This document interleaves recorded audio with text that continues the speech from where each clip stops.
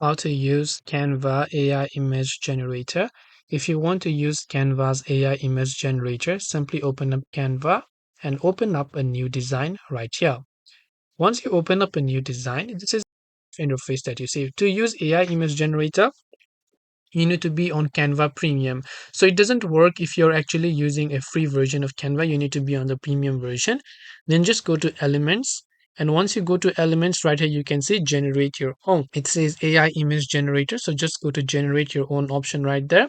And once you've done that, you should be able to simply click on this option and just write any words that you prefer right here. And once step, you can just give it a description, and this will actually take some of the credits, by the way. So you can see you have got 500 credits and it will refresh each time. So you can click on generate image option, and once I've done that, you should be able to go ahead and then basically figure out the rest of the stuff.